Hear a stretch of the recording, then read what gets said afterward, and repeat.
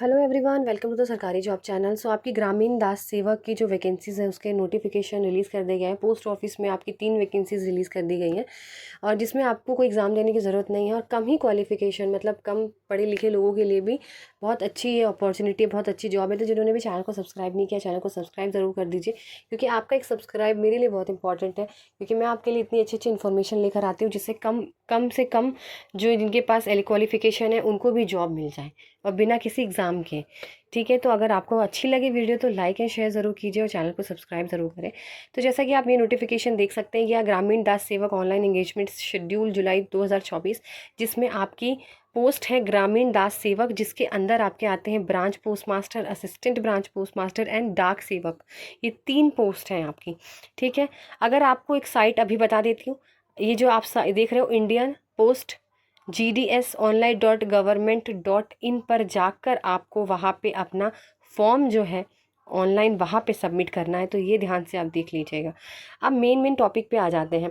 आपकी जो application date है वो 15 जुलाई से शुरू हो गई है और 5 अगस्त लास्ट डेट है। तो 5 अगस्त से पहले पहले अपने फॉर्म फिलअप कर लीजिए, ज़्यादा टाइम नहीं बचा हुआ है। अब यहाँ पे बात करते हैं कि ब्रांच पोस्ट मास्टर की वैकेंसीज़ है। तो ब्रांच पोस्ट मास्टर में आपको ना रेजिडेंस भी प्रोवाइड किया जाएगा। अगर आप सेलेक्ट होते हो ना ब्रांच पोस्ट मास्टर की पोजीशन पे, पोस्ट आपको मिलती है, तो आपको घर भी मिलेगा रहने के लिए साथ में। ये बहुत अच्छी चीज़ है इसमें। ठीक है, अब बात करते हैं यहाँ पे अलाउंसेस कितनी दी जाएगी। तो अगर आप ब्रांच पोस्ट मास्टर में की कैटेगरी में सेलेक्ट होंगे तो आपको 12,000 से लेकर 29,380 रुपये आपको मिलेगा। अगर आप असिस्टेंट और डाक सेवक में है तो 10,000 से लेकर 24,470 रुपये। एज लिमिट की बात करूँ, मिनिमम एज 18 है और मैक्सिमम 40 है। इसके बाद भी आपको रिलैक्सेशन मिलेगा, ये भी पढ़ लेते हैं। अगर आप SC/ST से हैं तो 5 साल का रिलैक्सेशन है, OBC में है तो 3 साल का है, EWS के लिए कोई रिलैक्सेशन नहीं है, PWD 10 साल है, अगर PWD प्लस OBC है तो 13 साल है, अगर PWD प्लस SC/ST है तो 15 साल है। अब आते हैं एजुकेशनल क्वालिफिकेशन। जैसे मैंने कहा कि कम क्वालिफिकेशन की ज़रूरत होती है इसमें, तो इसमें सिर्फ आपको 10th क्लास पास आउट चाहिए। ठीक है, साथ ही साथ आपको लोकल लैंग्वेज के बारे में पता हो। आप जहाँ पे अप्लाई करोगे तो वहाँ की लोकल लैंग्वेज के बारे में आपको पता होना चाहिए। अब यहाँ पे बात करते हैं कि आपकी थोड़ी सी अदर क्वालिफिकेशन देख लेते हैं। आपको साइकिलिंग आनी चाहिए, आपको थोड़ी बहुत कंप्यूटर की नॉलेज होनी चाहिए, ज़्यादा नहीं, थोड़ी बहुत। ठीक है, कोई सर्टिफिकेट नहीं चाहिए, आपको बस थोड़ा बहुत आना चाहिए चलाने, थोड़ा बहुत माउस इधर उधर करने आना चाहिए। ठीक है, तो अब ये सारी कैटेगरीज है GDS की। देखिए, इसके अंदर डिसेबिलिटी वालों के लिए है। अब वो जो डिसेबल है वो पढ़ सकते हैं। यहाँ पे पॉज करके इसको पढ़ लीजिएगा। मैं धीरे धीरे से स्लाइड ऊपर कर रही हूँ कि आप इसको पॉज करके पढ़ लीजिएगा। आपका सिलेक्शन जो होगा वो विदाउट एनी एग्जाम होगा, आपके 10th के मार्क्स के हिसाब से आपको चूज़ करा जाएगा। अब आगे बढ़ते हैं, जो मेन पॉइंट है वही आपके साथ डिस्कस करते हैं। अगर आप जब एप्लीकेशन फॉर्म डालोगे, ठीक है, तो आपको बाद में जब वेरिफिकेशन होते हैं तो आपको क्या क्या डॉक्यूमेंट्स लेके जाने हैं, marksheet, ID proof, caste certificate, PWD certificate, EWS, date of birth, medical certificate, ये सब आपको ज़रूरत होगी जब आप सेलेक्ट होंगे। ठीक है, अब अगर हम बात करते हैं यहाँ पे, अब आ जाते हैं आपकी, आगे बढ़ते हैं और आगे बढ़ने के बाद हम यहाँ पे पढ़ते हैं और भी इंपॉर्टेंट इंस्ट्रक्शंस ये सारे दिए हुए हैं। ये आप नोटिफिकेशन में पढ़ लीजिएगा, नहीं तो वीडियो बहुत लंबी हो जाएगी अगर मैं पूरा डिटेल में अगर मैं आपको पढ़ाने लग गई तो यहाँ पे। ठीक है ना, तो अगर आप बात करते हैं रजिस्ट्रेशन कैसे करेंगे, तो मैंने आपको बोला है ये साइट रही इंडियन पोस्ट GDS.online.government.in पर जाके आपको रजिस्ट्रेशन करना है।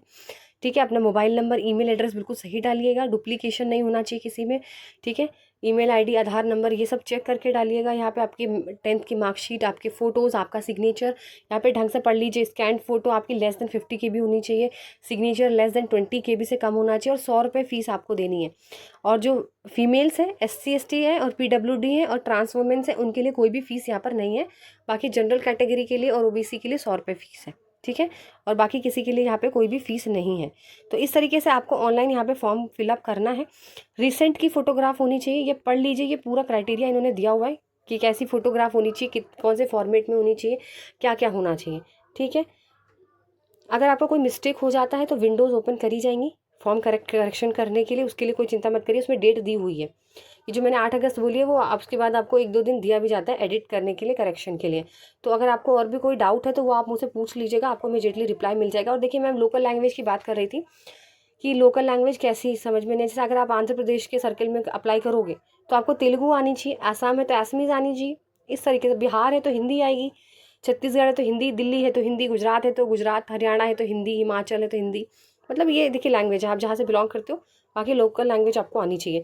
और ये अंडरटेकिंग से देखिए इस तरीके से कुछ है। ये सारे फॉर्मेट है, आपका कास्ट सर्टिफिकेट इस फॉर्मेट में होना चाहिए, ये सारी डिटेल्स हैं। तो ये आप सारे पढ़ सकते हैं। तो इंपॉर्टेंट चीज़ें मैंने डिस्कस कर दी है और साइट का नाम आपको बता दिया है। अगर आपको कोई डाउट हो तो आप मुझसे पूछ लीजिएगा, और वीडियो लाइक एंड शेयर जरूर कीजिए और चैनल को सब्सक्राइब करें।